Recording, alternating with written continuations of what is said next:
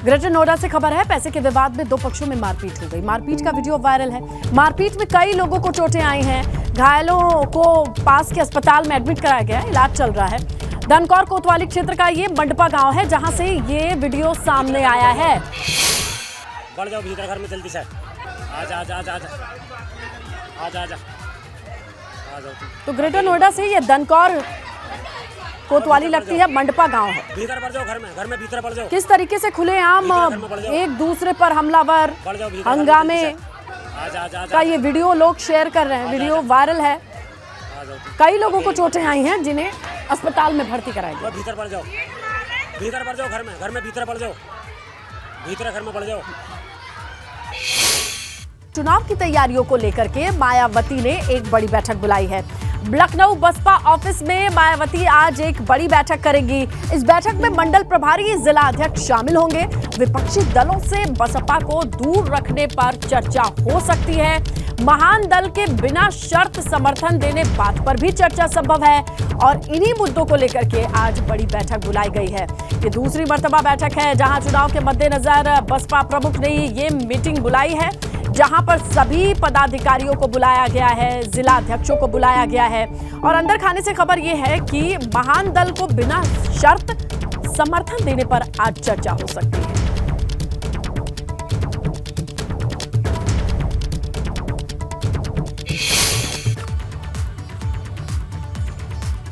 तो देखिए, मायावती के सामने बड़ी चुनौती है। बसपा की चुनौती क्या है? पहली चुनौती यह है कि बसपा को फिर से मजबूत करना है।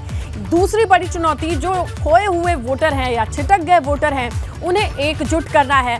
तीसरी चुनौती ये है कि मुस्लिम वोटर्स को साथ लाना है, और पिछले लंबे वक्त से ऐसा करने की कोशिश में दिखाई देती है मायावती। चौथी चुनौती है कि जनता से संवाद पर फोकस, एक लंबा कम्युनिकेशन गैप है, वो दूर करना है। पांचवी चुनौती दलित युवाओं पर फोकस है। छठी चुनौती अच्छे उम्मीदवारों की तलाश, ये भी बड़ी चुनौती है। सातवीं चुनौती 2024 के लिए टारगेट को तय करना, उस पर फोकस करना। इसके साथ आठवीं चुनौती है कि गांव-गांव जाकर के कार्यकर्ताओं को बनाना, नए कार्यकर्ताओं को जोड़ना, ये भी टारगेट है। नौवीं चुनौती है कि मजबूत विकल्प के तौर पर बसपा पेश हो, इसे सुनिश्चित किया जाए। 10वीं चुनौती है कि हर बूथ मजबूत हो, इस पर जोर दिया जाए। इसे लेकर ये ही लगातार अब बैठकों का दौर शुरू हो चुका है। ये दूसरी मीटिंग है जब मायावती ने बुलाई है। ये चुनौती जिसे पार पाने के लिए अब मंथन होगा। तमाम कार्यकर्ताओं से इस मिशन पर जोड़ने के लिए उनसे पूछा जाएगा कि चैलेंजेस क्या आ रहे हैं, क्या चीजें हैं। आइए हम रुक करते हैं लखनऊ का। ग्राउंड पर हमारे सहयोगी अनुभव है, रिपोर्ट कर रहे हैं, सारी जानकारी उनके पास है। चलिए ये जानते हैं अनुभव से सबसे पहले कि आज के इस बैठक को लेकर के महान दल से जुड़ी जो जानकारी आ रही है और इस बैठक का जो एजेंडा सामने आ रहा है, उसे क्लियर करें। अनुभव, जो इनसाइड अपडेट है आपके पास। देखिए, सबसे महत्वपूर्ण ये है कि बीएसपी सुप्रीमो मायावती ने आज फिर बैठक बुलाई है। इसमें उत्तर प्रदेश के सभी जिलाध्यक्ष हैं, इसके अलावा जो मंडल कोऑर्डिनेटर्स हैं उनको बुलाया गया। तकरीबन 150 लोग जो हैं वो इस बैठक में शामिल होंगे। आप देखिए, लोग जो है वो गेट से भीतर जा रहे हैं। भीमराव अंबेडकर जो एमएलसी हैं वो भी यहाँ पर मौजूद हैं। और सबसे महत्वपूर्ण ये भी है कि देखिए, बसपा सुप्रीमो ने जब निकाय चुनाव के नतीजे आए तब भी पूरे यूपी के पदाधिकारियों को बुलाया समीक्षा की, और वो इतनी जल्दी बैठक करती नहीं है। तो जाहिर सी बात है, 2 दिन पहले उन्होंने जो ट्वीट किया था कि प्रदेश में, देश में जो राजनीतिक समीकरण हैं वो बदल रहे हैं, चीज़ें बदल रही हैं, उसके लिहाज से ये बैठक बहुत अहम है। अब चीज़ें क्या बदली हैं, क्या राजनीतिक चीज़ें चेंज हो गई हैं, बसपा को क्या लग रहा है, बीएसपी सुप्रीमो मायावती को क्या लग रहा है कि क्या बदलाव हुआ। तो इसमें कुछ चीज़ें बिल्कुल है। जो बात आपने कही महान दल ने, जिस तरीके से महान दल ने यह ऐलान कर दिया है कि भाई हमें कोई उनसे समर्थन उनका नहीं चाहिए, लेकिन हाँ, हम उन्हें ज़रूर अपना समर्थन देंगे। यानी हम अपने कार्यकर्ताओं से कहेंगे कि 2024 के लोकसभा चुनाव में किसके लिए वोट मांगिए, बसपा के लिए वोट मांगिए। अब बीएसपी सुप्रीमो मायावती को भी लग रहा होगा कि अरे भाई, जब कोई बैठे ही समर्थन दे रहा है बिना किसी शर्त के, तो ऐसे में समर्थन लेने में दिक्कत क्या है। देखिए, एक और अगर जानकारी दें अपने दर्शकों को, कहीं ना कहीं बसपा की कोशिश ये भी है कि 2024 के लोकसभा चुनाव में कांग्रेस का साथ मिल जाए। कुछ सूत्रों की अगर माने तो पार्टी के एक वरिष्ठ नेता ने कांग्रेस मुख्यालय जाकर भी कुछ लोगों से मुलाकात की है। अब ये भी काफ़ी अहम हो जाता है। और अगर कांग्रेस के साथ जाती है बसपा, तो उसमें ये फॉर्मूला हो सकता है, उसमें ये फॉर्मूला हो सकता है कि 40-40 सीटों पर दोनों लड़ें। दोनों 40-40 सीटों पर लड़ें, ये एक फॉर्मूला हो सकता है, पर ये कितना फ्रूटफुल होगा, क्या ये आगे हो पाएगा, नहीं हो पाएगा? क्योंकि आप देखिए 23 तारीख को जो पटना में बैठक है नीतीश कुमार ने बुलाई है, उसमें बसपा को इन्वाइट नहीं किया गया, उनको बुलाया तक नहीं गया है। अब जिस तरीके से आज ये बैठक आप देखिए, तमाम सारे लोग जा रहे हैं, ये पदाधिकारी हैं, कोई जिला अध्यक्ष है, कोई कोऑर्डिनेटर है, ये लोग जा रहे हैं। तो ये मायावती सोशल इंजीनियरिंग के लिए जानी जाती है, लेकिन सोशल से हटकर ये पॉलिटिकल इंजीनियरिंग होगी। अनुभव, अगर पंजा और हाथी साथ आए, उत्तर प्रदेश जैसे बड़े सूबे में 80 सीटों का ये मामला है, इसके आसपास जो थोड़े और तथ्य और तर्क सामने आ रहे हैं या सबूत जो दिखाई दे रहे हैं पर्दे के पीछे ही सही, जरा वो समझाएं। देखिए, बिल्कुल इस तरह की खबरें हैं सूत्रों के अनुसार कि 2 दिन पहले बसपा के एक बड़े लीडर जो है वो पहुंचे थे और कांग्रेस मुख्यालय में वहां पर कुछ लोगों से ज़रूर बात की है। अब वो बातचीत कितनी फाइनल हुई है, क्या कुछ चीज़ें तय हुई हैं, और ख़ासतौर से जिस तरीके से राजस्थान में इसी साल विधानसभा के चुनाव होंगे, छत्तीसगढ़ में इसी साल विधानसभा के चुनाव होने, तो ये बसपा पहले कह सकती है कांग्रेस से कि भाई आप पहले विधानसभा चुनाव में गठबंधन करिए और उसके बाद फिर हम लोकसभा चुनाव में गठबंधन उत्तर प्रदेश में खासतौर से करेंगे। तब ये फॉर्मूला ज़रूर 40-40 वाला हो सकता है, यानी बसपा और कांग्रेस का। इसके अलावा महादल की बात आपने कही, वो तो बिना शर्त के ही समर्थन दे रहे हैं। हमने तो उनसे ये भी पूछा था कि भाई उनको समर्थन की ज़रूरत नहीं है। बीएसपी सुप्रीमो मायावती ने इसी कार्यालय से ऐलान किया था कि वो बिना किसी शर्त के, बिना किसी भी पार्टी के गठबंधन के वो चुनाव लड़ेंगी।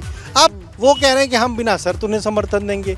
इसके अलावा लोकसभा चुनाव में किसको कैंडिडेट बनाया जाए, ये भी बहुत महत्वपूर्ण है, क्योंकि निकाय चुनाव में आपने देखा जो अल्पसंख्यक दाव चला बसपा ने, वो चला नहीं। 17 में से 11 जो मेयर के कैंडिडेट थे, उम्मीदवार थे, वो अल्पसंख्यक समुदाय से थे, पर वहाँ पर एक भी सीट नहीं जीत पाई बसपा।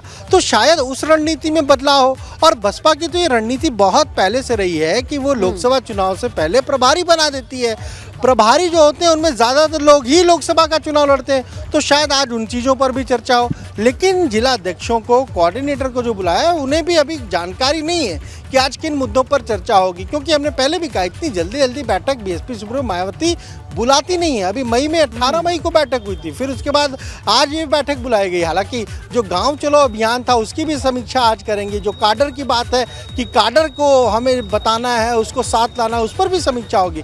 पर कहीं ना कहीं 2024 के लोकसभा चुनाव के लिहाज से बहुत महत्वपूर्ण बैठक ये बुलाई गई है, और हो सकता है कुछ महत्वपूर्ण निर्णय बीएसपी सुप्रीमो मायावती इस बैठक में लें और वो बात पदाधिकारियों को बताएं भी।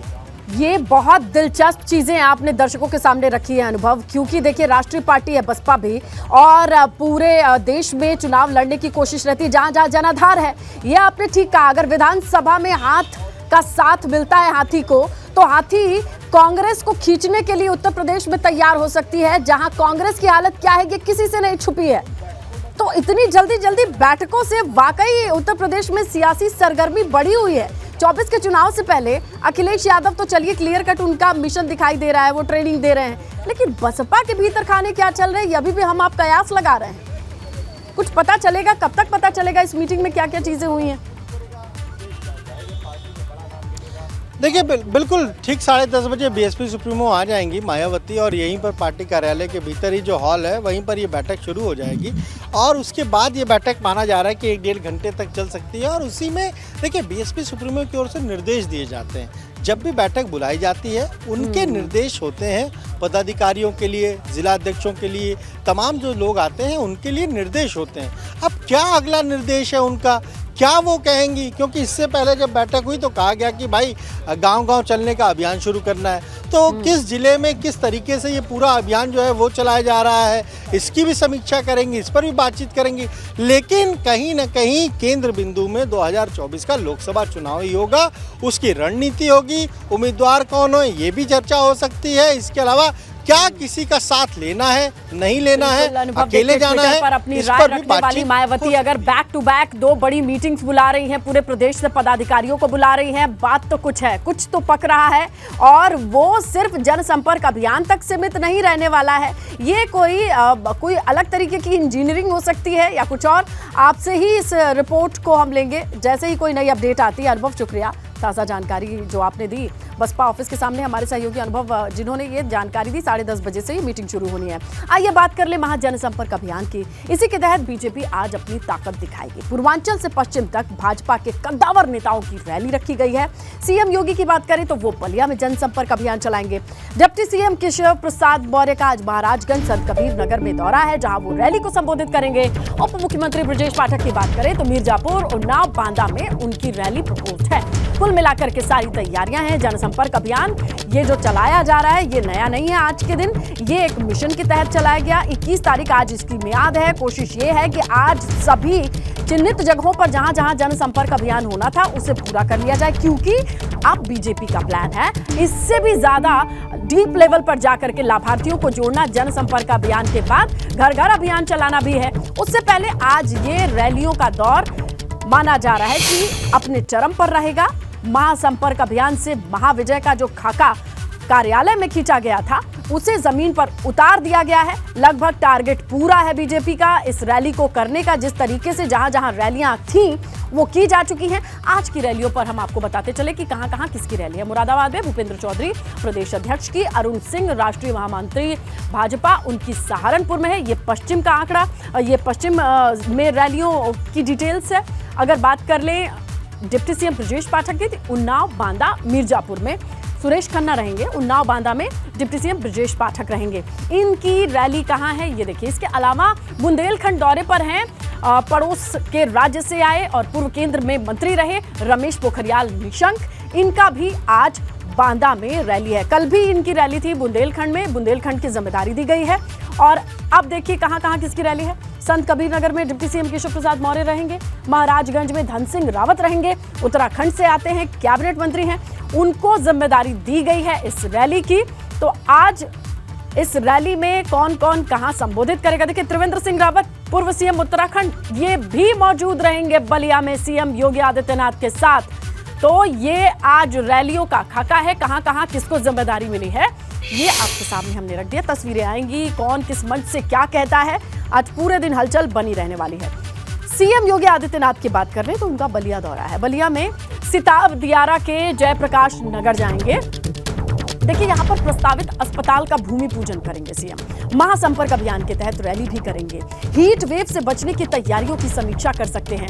आपको बताएं कि बलिया में गर्मी के प्रकोप से लगभग 80 से ज्यादा जानें जा चुकी हैं। ऐसे में यहाँ पर आज सीएम का आना बड़ी ऐसे कह सकते हैं बयानबाजी बहुत हुई है। जिस तरीके से मौत का आंकड़ा बढ़ा है, गर्मी के प्रकोप से जिंदगी छीनी है, ऐसे में आज सीएम योगी खुद बलिया में मौजूद रहेंगे। 80 के लगभग जाने जा चुके हीट वेव को लेकर के, लेकिन सिताब दियारा में जो आने वाले वक्त में अस्पताल है उसकी नींव से पहले भूमि पूजन का कार्यक्रम है। अस्पतालों की कमी और अस्पतालों की व्यवस्था को लेकर के भी जिस तरीके से सवाल उठाए गए थे, कहीं ना कहीं उसका जवाब देने की कोशिश आने वाले वक्त की नींव रख करके कि बलिया में लोगों को अगर और अस्पताल की जरूरत है और बेड्स की जरूरत है तो उसके लिए आने वाले वक्त में नींव रखी जाएगी। आज भूमि पूजन किया जाएगा। सिताब दियारा जगह है, यहाँ पर सरकारी अस्पताल की नींव रखेंगे सीएम योगी।